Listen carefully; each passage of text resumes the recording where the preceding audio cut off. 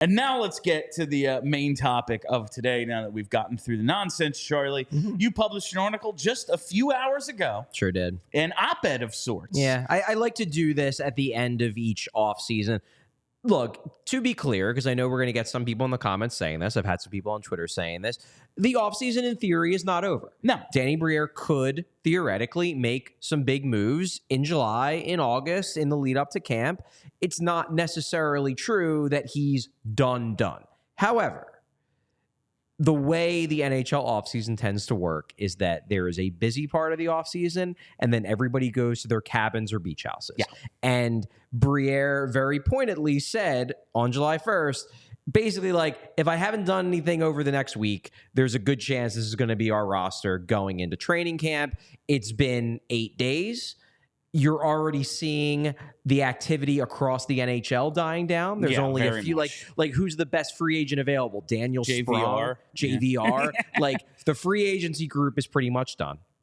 There are a few contract situations that need to be resolved. I'm thinking like the Nature's contract still needs to be resolved. There's still arbitration hearings that are coming. So there are a few more shoes that probably have to drop, but we're reaching the point where the GMs are about to kind of call it a summer and spend some time with their family for the next 6 to 8 weeks. So while it's not certain the offseason is over, we're right at that point where it's very plausible that Danny Briere is largely done. All of his restricted free agents are re-signed.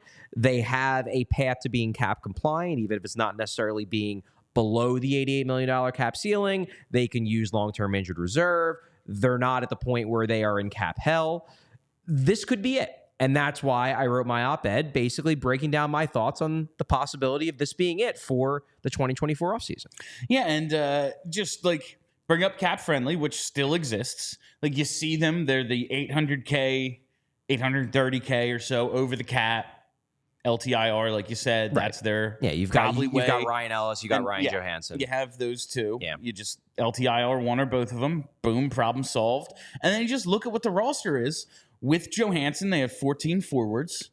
With Ristolainen, who's still listed on IR, but you add him to the 6 defensemen they have signed, 7. Okay, that's what we're going with until they, add it or whatever makes the team. Yeah. This is they got their two goalies. They have their 2 goalies. Yeah. This is what the roster is going to be unless Briere makes a later off-season trade, a hockey trade. Like it's going to have to be a rostered guy going out if you're going to bring anyone in. They're over the cap. Yeah. So it feels as if they're done. I'm not ruling it out entirely. That's like... But I think we're going to approach the show as if they're done because, again, there are 2 strong pieces of evidence that imply that they very well could be done. Number one, they probably are. He said they're probably done after a week after July 1st. We've gone through 8 days. And number 2, the NHL offseason is dying down as well. You look at like the NHL trade tracker, and it's like, when was the last one? Oh, a few days ago. Like there's all this activity. And it's like, that's it. It's everyone's... Yeah, they've changed their number. Yeah, everyone will pick up the phones again at the beginning of training camp. Pierre LeBrun's at the cabin. Bobby Margarita is drinking those marks. He's done. Yeah. He only works so many months of the year. He's done with it, and when he's done, that's how you kind of know. So I want to just start with the basically the conclusion of your article today, and to read the entire thing, it's very good as always. Go to allphly.com, and this one's free for all. Yes. So check it out, allphly.com. And these are the last few sentences of your article, Charlie. Hope must now be pinned on significant internal development, a massive 2025 draft haul, or Briere in the front office proving able to get the big wins in the trade market that they couldn't secure this summer. That's far from impossible. The rebuild is not certain to fail. But assuming Briere does indeed remain quiet over the remainder of this offseason, the degree of difficulty just went up a few more notches. And that's really where I want to start.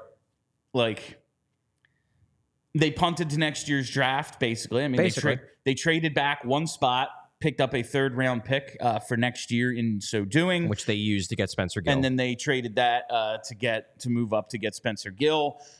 They didn't even...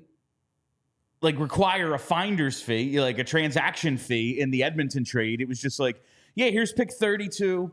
Give us your first next year. It will be no worst than 32, right. Worst case scenario, we swapped out. Yeah. first round picks, and if you think it's a deeper draft, you trade it up no matter what. Right. But it's a year away. Right. By doing all of this, let's kind of just wait till next offseason when so much of this money comes off the books. We have a better understanding of what some of our young guys are. What do you just make of this decision? Like, it's going to take a while. We need to be more patient. We just didn't like the class this year. We swung and missed on so many things that we kind of have to regroup and recalibrate what our expectations are for how long this is going to take. Like, how do you think they're feeling right now? Well, the one thing I want to make clear, and I hope that my article didn't imply this, I don't think the Flyers had a terrible offseason. They obviously get Mitchkov over, which is huge. That's an enormous win. And they didn't make any mistakes. I don't think they did anything extremely foolish. Maybe I wouldn't have given Hathaway an extra 2 more years, but whatever. He's a really good fourth liner. You just hope he ages well, and they think he's going to age well until he's 35. Whatever. I don't think they made any major mistakes. It's just that they didn't really do anything. And the argument I make in the piece is that if this rebuild is going to work, because they're not tanking, they've made it clear that they're not tanking, so that they're not going to be stockpiling the pipeline with 3 or 4 top 5 picks. They obviously got Mitchkov. They lucked out that he slipped to 7. They took advantage. Props to them. So you have 1 top 5 pick caliber talent. You're hoping that Jamie Drysdale can be 2, but the jury is out on what you can develop him into. Because you're not tanking, you need to get the high-end talent that you've made clear that you need elsewhere. You need to make trades. You need to turn your existing guys into better players, but primarily you need to make trades, and maybe you need to sign guys. Now, they made it clear they weren't going to sign guys this summer. That makes sense. They don't have the cap space. Totally fair. They didn't really make any trades. Now, that doesn't mean they can't make trades in the next couple years. They can't address this problem in the future. They very well could. And if they do, this offseason doesn't look bad at all. It just looks like them being patient and waiting for the right trade. The potential issue, though, and why I say that it does increase the degree of difficulty, is that now there's a lot pinned on next offseason. Now you've got 3 first-round picks, 3 second-round picks, and you have the knowledge you didn't really do anything in 2024. I just think this does put more added pressure on Briere and the front office to make 2025 the big defining rebuild offseason. And they could do it, but it just puts a lot on that summer. And they could have made their job a little bit less taxing for next year had they been able to work out a deal for this year. And it's not like it would be one thing if Briere literally just sat on his hands and wasn't involved in trying to do things this summer. He tried to move up a lot.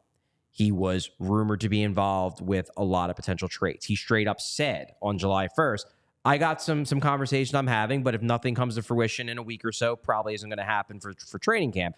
So he's been open that they're trying to do stuff. So he thinks they need to do stuff. They just didn't do stuff. Now, if they've said, we think we need to do stuff by their words and their actions, and they haven't done stuff, that means that they're going to do stuff at a future date. They just missed an opportunity to do it now. And I think that is disappointing, and it's also a bit, I wouldn't say concerning. That's a bit too harsh of a word. But it just makes it so they really need to nail next summer. They absolutely do. We all silly like the mayor.